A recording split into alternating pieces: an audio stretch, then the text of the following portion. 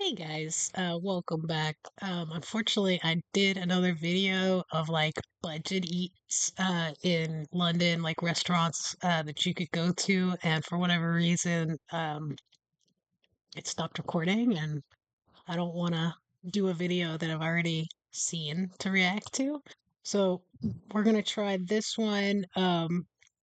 It is from Absent Abroad and it is London food vlog. Places to eat, favorite hidden gems, Notting Hill, Shoreditch, best bars. So hopefully this is as good as the one that unfortunately didn't record. As always, I will put a link to this video in the description of my video here. So let's get going. Another trip to London means another trip back to somewhere I used to call home. In this vlog, I plan to try out a bunch of new places and also visit some old favourites of mine. I stayed around Kensington, which meant some very cosy neighbourhood cafes. It's adorable. On my first day, I had an early breakfast at a French cafe in the area.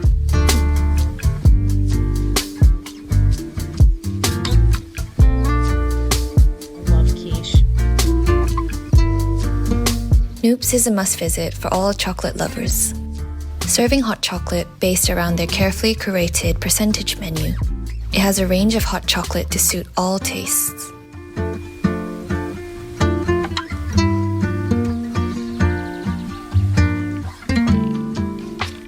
Japan House is a place I used to like visiting for a quick stop of matcha latte, or when I missed Japan back when I studied here.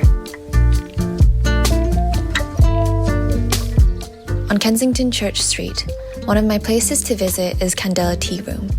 I suggest booking in advance via their website because it tends to get fully booked.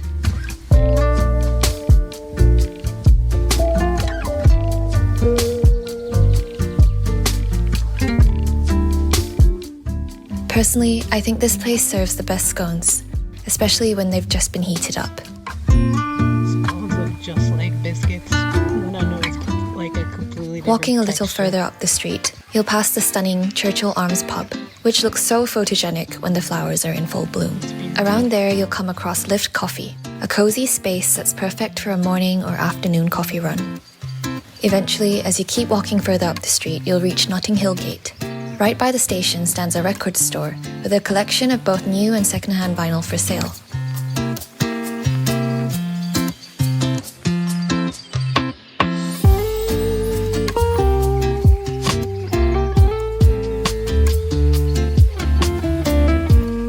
It's not a visit to Notting Hill.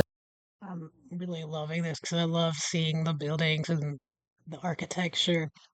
Um, I love that there's, you know, some of these buildings are so old, not this particular one we're looking at here, but we just don't have a lot of that here in the United States. I mean, we have old buildings and stuff, and don't get me wrong, there's beautiful architecture, and there's even places around here where I live that I love going and checking out, and they're adorable, but it's just not as rich in history, I feel like, as some of this. Without a visit to Portobello Road. This time, I wasn't here for the market, but to visit Zephyr, a Greek restaurant that serves a vibrant selection of grilled meats, seafood, breads, and spreads. Be sure to visit their iconic underground bar to end your evening.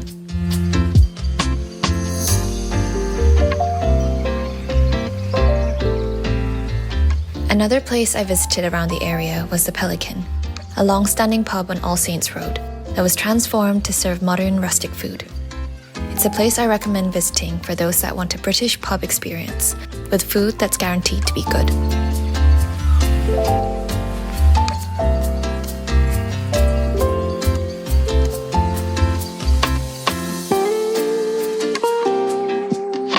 The chocolate mousse is something I'm still thinking about today.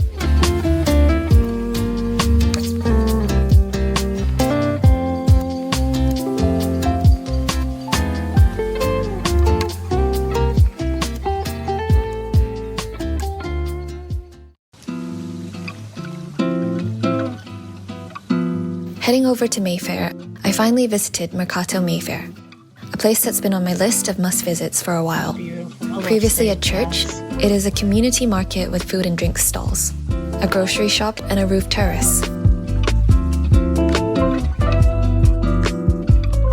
It's stained glass. I love it. When I was growing up, I grew up, my family was Catholic, and I went to Catholic school my entire life, and we would have to go over to the church and go to mass, I think like once a week. And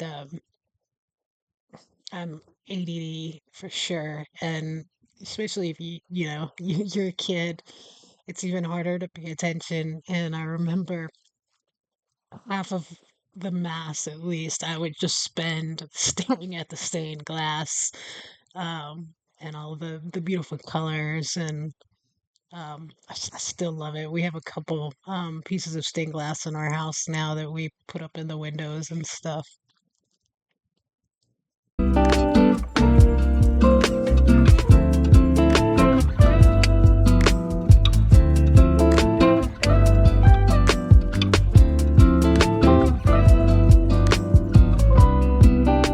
A short walk away from there stands Bibi, a modern Indian restaurant serving dishes inspired by ingredients from the Indian subcontinent. The restaurant has an option of a la carte and 2 tasting menus for lunch, and a single tasting menu for dinner that is sure to give you a memorable dining experience with creative and flavorful dishes.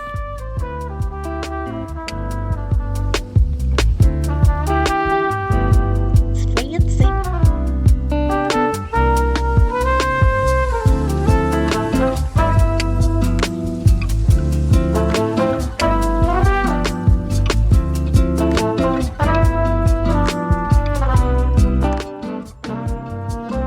One of my favorite places for coffee in London is Watch House. I always like buying their coffee beans back to Thailand, and my personal favorite is the salted caramel chocolate tart that's so indulgent and pairs perfectly with any hot drink.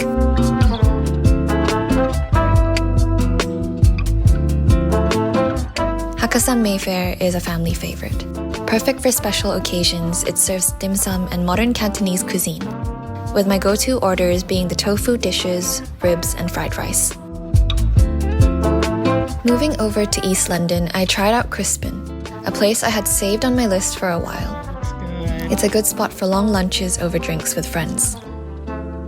Near Brick Lane stands Rough Trade East, a music store selling a huge collection of vinyl.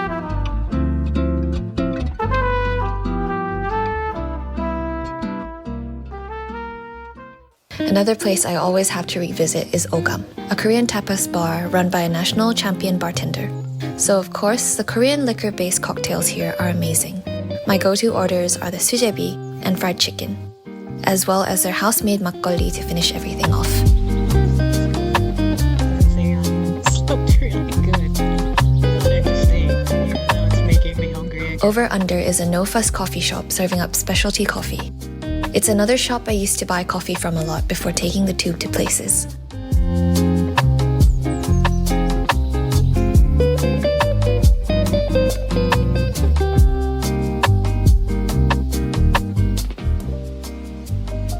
Babala serves vegetarian Middle Eastern sharing plates. Each dish is vibrant, playful, and bursting with flavor, really taking away the negative stereotypes people may have on vegetarian food.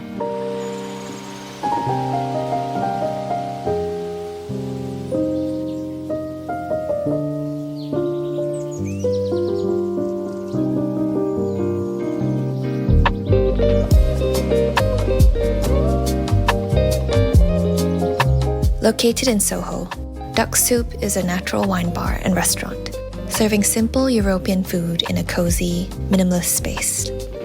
A low-key restaurant that's a perfect dinner spot for long conversations and wine.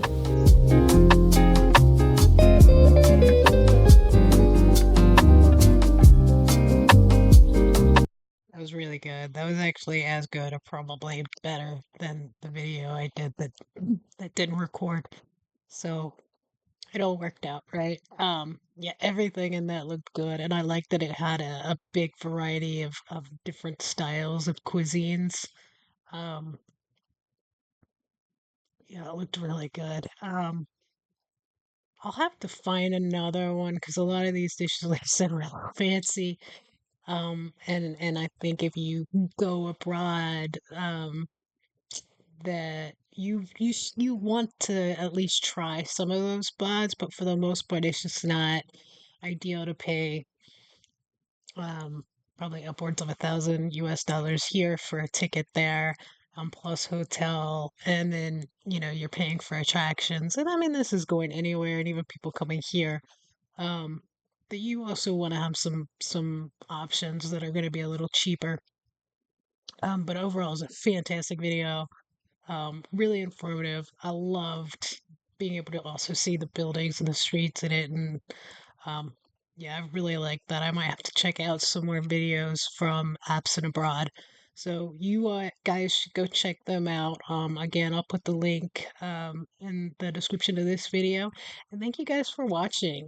If there's some places that you think should have been featured, let me know. Comment. I need to start keeping a list because I really want to go. Thank you guys. You all have an incredible, incredible day.